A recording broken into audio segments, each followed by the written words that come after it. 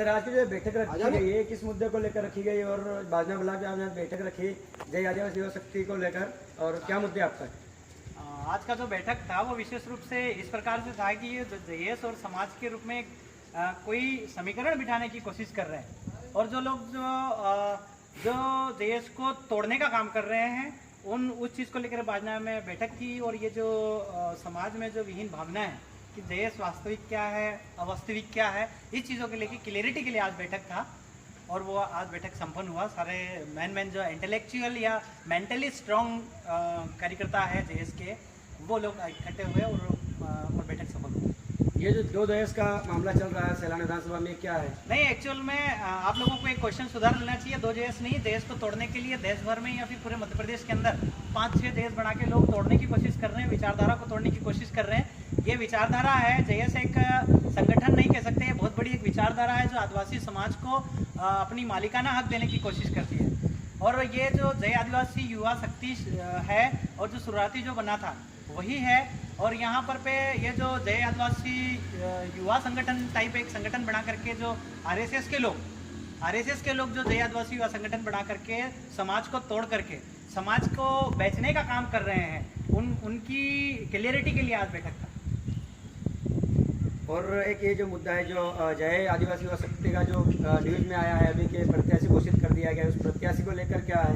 नहीं, इसमें ऐसा है कि जय आदिवासी युवा संगठन की तरफ से उन लोगों ने प्रत्याशी घोषित किया है जिसमें हम लोग सामाजिक सहमति पर भरोसा करते हैं, हम संगठनिक पे भरोसा नहीं करते। हम सोचे सामाजिक सहमति पर वहाँ की जो क्लियरिटी के हिसाब से ये लगा कि वो टोटली जो संगठन है वो आरएसएस से बिलोंग करता है। हमने काफ़ी कार्यकर्ताओं को आरएसएस के लोगों के साथ देखा है और आरएसएस आदिवासियों की हथियारी, इसमें कोई संकोच नहीं होना चाहिए। ये आरएसएस जो है आदिवासियों की हथियारी है और इन लोगों ने आरएसएस और ये जो है भाजपा को कहीं ना कहीं आरएसएस को बढ़ावा देने के लिए जो देश में इंडिया शब्द की हथियारी है, देश में आदिवासियों की हथियारी है, देश में ये जो आदिवासियों को डिस्प्लेसमेंट मतलब कि अपनी ज़मीन से दूसरी ज़मीन से डिस्प्लेस करने का जो प्लान कर रही सरकार, मारने का जो प्लान कर रही उसका संगठन है। अगर वो संगठन जो जय आदिवासी युवा संगठन इन्होंने देश को तोड़ने के लिए बनाया, अगर वो संगठन अगर वाकई में वैचारिक होता और हमारा होता तो वो जो गिरवर माता का जो जमीन जा रही है उसमें वो लोग कभी बोलते, कभी नहीं बोले। रतलाम ग्रामीण की जमीन पे बोलते, नहीं बोले। वो लोग कभी डिस्प्लेसमेंट पे बोले, नहीं बोले।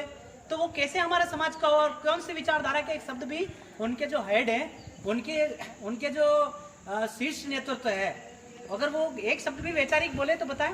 वो तो दोनों तरफ पलड़ा, इधर उधर, कभी ये बात तो कभी ये बात, तो मतलब पूरी तरीके से समाज और देश को तोड़ने का काम किया है हमारे रतलाम या हमारे बाजना में जो जय आदिवासी युवा शक्ति है।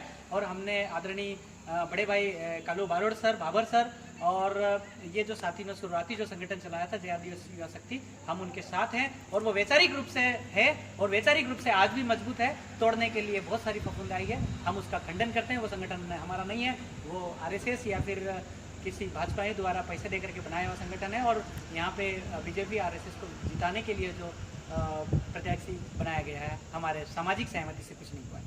जय आदिवासी युवा शक्ति की ओर से प्रत्याशी को लेकर आपका क्या कोई विचार नहीं है। जय आदिवासी युवा शक्ति शीर्ष नेतृत्व से सामाजिक संगठन है और अभी कोई डिसाइड नहीं हुआ है, न शीर्ष नेतृत्व में ये डिसाइड हुआ है कि कौन कैंडिडेट होगा, कौन कैंडिडेट नहीं होगा।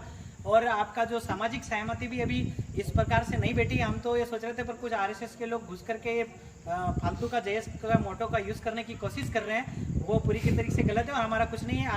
राजस्थान में आदरणीय वैचारिक मजबूती जो देश में आदिवासियों को देते हैं आदिवासी परिवार, उन लोगों ने बाप लॉन्च किया है, कल उसका कार्यक्रम है। तो बाप आया है तो हम लोग विचार करेंगे और कल हमारे जो भाई लोग यहाँ से भी जाएंगे, रावटी, सैलाना, सरवन, शिवगढ़, रतलाम, पूरे एमपी से जाएंगे। वो जो निर्णय लेते हैं उस निर्णय के हिसाब से हम सामाजिक सहमति और सामाजिक सिलेक्शन करने का काम करेंगे।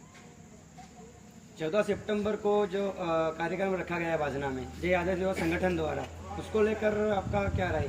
ये जो है इसमें देखो, एक हमने पहले क्लियर कर दिया है कि ये जो संगठन है आरएसएस का है। आदिवासियों को जो वैचारिक परिपक्वता नहीं है उन लोगों को बेवकूफ़ बना करके वो लोग समाज को गलत में डालने की कोशिश कर रहे हैं और वो स्वाभाविक तरीके से वो समाज को मूर्ख बनाने का काम कर रहे हैं। उन्होंने जो स्टेटस लगाया है उन लोगों से सामाजिक जो यहाँ की जो स्थानीय यूनिट है उनसे बात नहीं हुआ है और शायद वो जो जय आदिवासी युवा संगठन के विचार पढ़ने में जो हमारे सामाजिक योद्धा है, आदरणीय सतीश दादा है या फिर बाबा दादा है या फिर ये जो भाई लोग आ रहे हैं, उनको समाज जय आदिवासी युवा संगठन के विचार पढ़ने में शायद उनको कोई गड़बड़ी हुई है।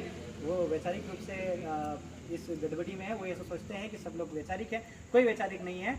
वो लोग समाज को किसी पैसों के चक्कर के लालच में आकर के समाज को गर्त में और समाज को डिबाने की कोशिश कर रहे हैं। तो 14 तारीख को जो कार्यक्रम है उसके बारे में बाद में ये लोग टोटली आरएसएस का कार्यक्रम है, हमारा कार्यक्रम नहीं हो सकता है। अगर ऐसा होता है तो हम लोग और समाज बैठक बुलाएंगे कल के बाद, लॉन्च होने के बाद में। अगर कोई हमसे आकर के बात करता है कि ये है हम नहीं है, तो उस पर हम विचार किया जाएगा। अभी हमारे फिलहाल में स्थानीय यूनिट को कोई खबर नहीं है और हम कंफर्मेशन कहते हैं कि जो संघ और आरएसएस, और अगर आप सबूत मांगना चाहो तो हम लोग ये कहते नहीं है कि उनका बीजेपी के लोगों से संबंध है ना, तो हम लोग कह सकते हैं कि वो हमारे लोग नहीं हो सकते, वो समाज को तोड़ने के लिए आए। अब दादा हमारे साथ के बाजदा क्षेत्र के जो कार्यकर्ता, जय आदिवासी युवा शक्ति के जो कार्यकर्ता जो बैठक करके जो निर्णय लेते हैं उनके साथ में रहती है जी और हमेशा ओके धन्यवाद।